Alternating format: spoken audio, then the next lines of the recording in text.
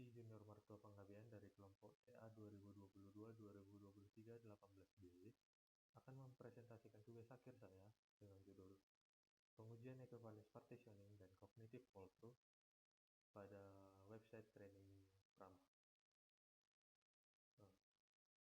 Jadi,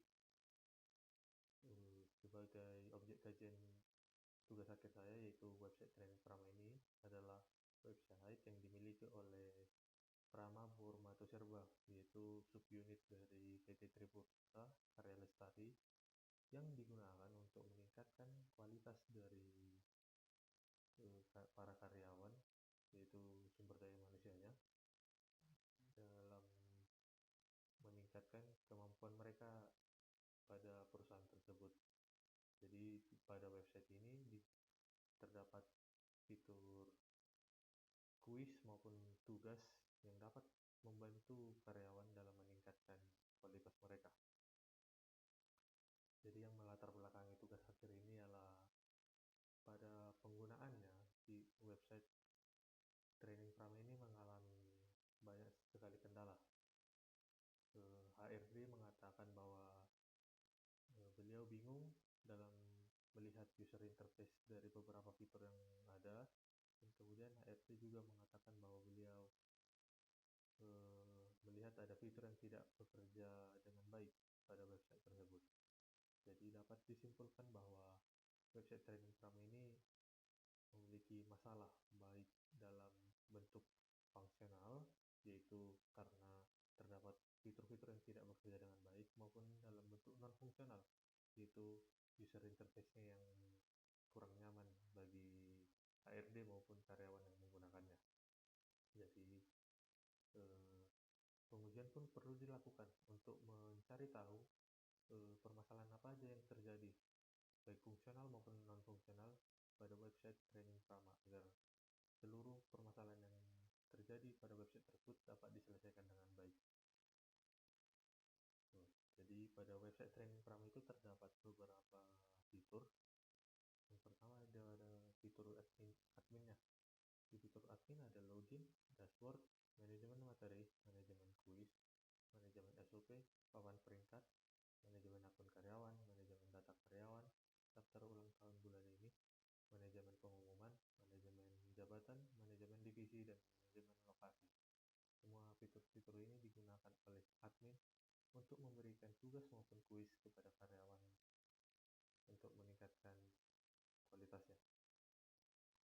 Kemudian ada juga halaman pengguna, yaitu yang digunakan oleh karyawan. Terdapat beberapa fitur, yakni fitur login, dashboard, materi, kuis, SOP, dan profil. Fitur seperti materi dan kuis lah yang digunakan oleh karyawan dalam meningkatkan kemampuannya ataupun kualitasnya untuk menunjang pekerjaannya pada Prama Burma. Jadi terdapat dua pengujian yang akan dilakukan. Yang pertama adalah pengujian fungsional, yaitu pengujian yang berfokus untuk memverifikasi fitur-fitur yang ada, apakah sudah bekerja dengan semestinya atau tidak. Jadi untuk pengujian ini akan mencari tahu fitur-fitur apa saja yang tidak berjalan dengan baik dan akan dilakukan perbaikan pada fitur tersebut. Pada pengujian ini kita akan menggunakan equivalence partitioning. Equivalence partitioning ini salah satu metode yang dapat digunakan, dan metode ini dapat digunakan dengan mudah dan dapat mencari tahu permasalahan apa saja yang terjadi pada fitur-fitur pada website training Prama. Kemudian pengujian berikutnya adalah non-fungsional. Pengujian non-fungsional ini berfokus tidak pada keberhasilan fitur mengerjakan sesuatu, namun kepada aspek di luarnya, mencakup mungkin mencakup salah satunya usability ataupun kebergunaan. Jadi aspek usability ini atau kebergunaan ini adalah aspek di mana pengguna merasa dapat menggunakan website tersebut dengan baik tanpa merasa kurang nyaman terhadap website tersebut. Untuk metode yang digunakan yaitu cognitive walkthrough. Cognitive walkthrough ini juga mudah digunakan untuk dan juga sangat efektif dalam mencari permasalahan dalam bidang usability, dalam aspek usability untuk meningkatkan kualitas dari website training Prama.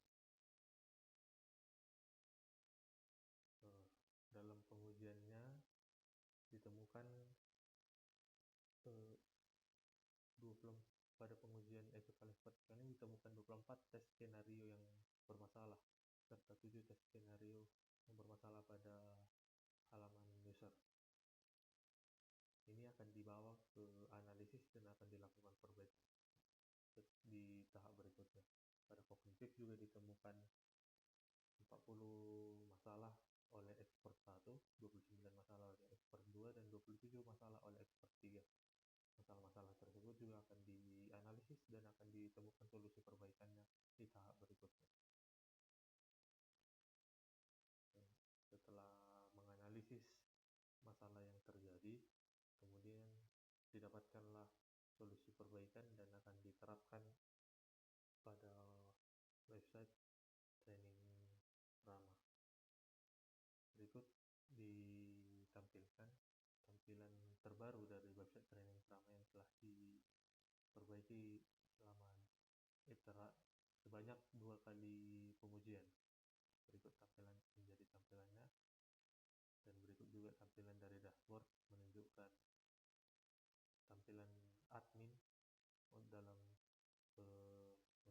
jumlah materi, jumlah kuis, jumlah SOP, dan jumlah karyawan yang ada. Dan juga dapat menambah materi serta juga kuis. Demikianlah presentasi saya pada kali ini.